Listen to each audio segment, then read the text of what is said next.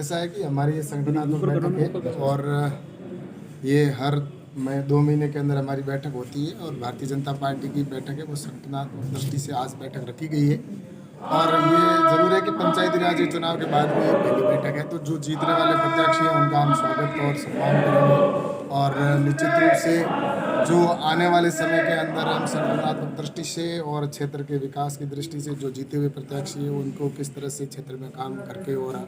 जनता से जो वादे किए उनके अनुसार वो काम कर सके, इस दृष्टि से आज की बैठक रखी गई है। सर, पंचायती राज चुनाव में 18 पर थे आरएलपी आपके साथ जो पहले केंद्र में सहयोगी थी, उनका सहयोग भी नहीं मिल पाया और ये स्थिति बन गई कि आप जिला प्रमुख बनाने का इतिहास के दावे कर रहे थे, वो इतिहास के दावे कांग्रेस ने फैल कर दी। ऐसा है कि मैं बाड़मेर की और जैसलमेर की जनता को बहुत बहुत धन्यवाद देना चाहूँगा कि उन्होंने भारतीय जनता पार्टी के पक्ष में मतदान किया और पहली बार यहाँ पर बाड़मेर के अंदर 18 सीटें आई है और जैसलमेर के अंदर भी हमारा प्रमुख भी बने और प्रधान भी बने। तो इसलिए मैं कह सकता हूँ कि ये इस समय जो भारतीय जनता पार्टी के प्रति जो लोकसभा के अंदर जो विश्वास जताया था, वैसा ही विश्वास पंचायती राज के चुनाव के अंदर भी जनता ने विश्वास जताया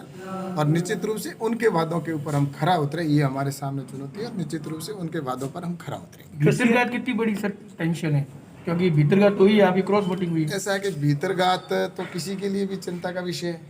और मैं तो ये कहना चाहता हूँ कि शुद्ध राजनीति होनी चाहिए और जिसके अंदर जैसा कि जो आज बाड़मेर ज़िले के अंदर जिस तरह पंचायती राज के चुनाव हुए, तो उसके अंदर ये एक शुद्ध राजनीति के लिए और भविष्य के लिए मैं तो सोचता हूँ किसी भी पार्टी का व्यक्ति हो तो उनको जिस जनता ने बहुत उम्मीद के साथ में उसको जीता कर भेजते हैं और भेजने के बाद में जिस पार्टी से उसके साथ में उसको रहना चाहिए, लेकिन उसके बावजूद भी जिस तरह की राजनीति हो रही है तो मैं सोचता हूँ ये आने वाले समय के लिए राजनीतिक दृष्टि से मैं सोचता हूँ कि ये एक गलत दिशा में जाता है, क्योंकि जनता की उनके ऊपर बहुत बड़ा विश्वास होता है। मैं सोचता हूँ लेकिन ये ज़रूर है कि हम बाड़मेर की जनता ने तो भारतीय जनता पार्टी में मतदान किया है, तो उनका मैं बहुत बहुत धन्यवाद। आपकी पार्टी के नेता और पूर्व सांसद कर्नल सोनाराम चौधरी ने सीधे तौर पर आपको इसका जिम्मेदार ठहराया है और ये कहा कि लड़ती सेना है लेकिन जो कमांडर होता है वो हार जीत का उसके ऊपर लगता है। ऐसा है कि भारतीय जनता पार्टी के अंदर कोई एक नेता नहीं होता और एक व्यक्ति के ऊपर ये भारतीय जनता पार्टी नहीं चलती है। भारतीय जनता पार्टी एक परिवार है और जो हमारे यहाँ पर निर्णय होते हैं वो परिवार के रूप में सबके सामूहिक निर्णय होते हैं। तो इसलिए भारतीय जनता पार्टी के सामूहिक निर्णय के आधार पर ही सभी जो टिकटों का वितरण हुआ था और उसके आधार पर ही जनता ने भी उनको विश्वास दिया था। तो मैं सोचता हूँ कि ये जो जिनकी सोच है वो दूसरे संगठनों की सोच हो सकती है,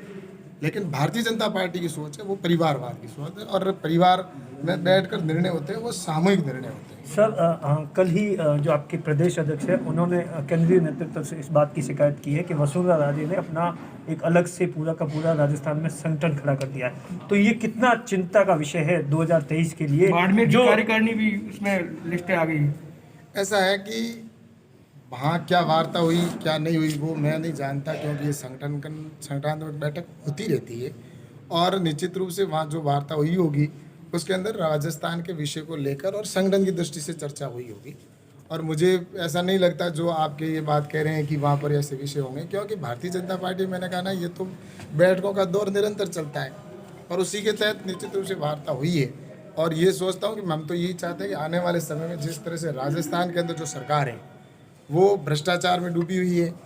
और यहाँ पर जैसे युवाओं से वादे किए थे वो उन्होंने पूरे नहीं किए, 3500 रुपये बेरोजगारी भत्ता देंगे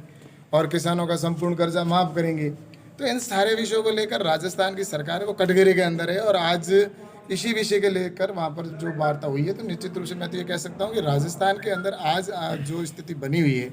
उसके अंदर मुझे ये लगता है कि राजस्थान में अशोक जी गहलोत की सरकार है वो पूर्ण रूप से फैल हो चुकी है और इसलिए आने वाले समय के अंदर मैं तो ये कह सकता हूँ कि राजस्थान की जनता ने इनको नकार दिया है और भारतीय जनता पार्टी की सरकार बनेगी। इस दृष्टि से आने वाले समय के लेकर भारतीय जनता पार्टी की चर्चा निश्चित रूप से होती है। भाजपा और केंद्र सरकार दोनों के गले की फांस बन गया है। गतिरोध आप टूट तो नहीं खुद रहा है, आज वहीं से लौटे हैं, लगातार बैठकें कर रहे हैं, मीटिंग हो रही है। ऐसा है कि हम तो पूर्ण रूप से आशावान हैं और पूर्ण विश्वास है कि जो अगली बैठक होगी उसके अंदर एक समाधान अवश्य निकलेगा और ये गतिरोध दूर होगा और इसके लिए 2 कदम आगे बढ़कर किसानों को भी वार्ता के लिए आना चाहिए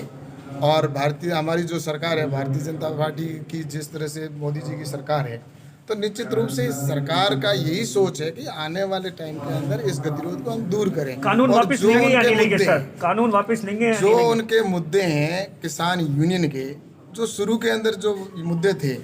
उन मुद्दों से वो थोड़ा भटक गए हैं। आपने कितनी और मीटिंग में सर हिस्सा लिया? ऐसा है, मेरा ये कहना है कि हमारी लगातार मीटिंग होती है और हम निरंतर उनके संपर्क में रहते हैं और हमारी वार्ता होती है, और उसके आधार पर ही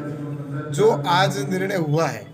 या जो आने वाले जो बैठक होगी उसके अंदर भी मैं तो यही कहता हूँ कि हम तो समाधान की ओर जाएंगे। और तोमर साहब ने हमारे सर साफ कह दिया कि कृषि बिलों को वापस नहीं लिया जाएगा, क्योंकि बाकी किसानों की जिस तरीके से जो साफ कर दिया है कि ये समर्थन मिल रहा है।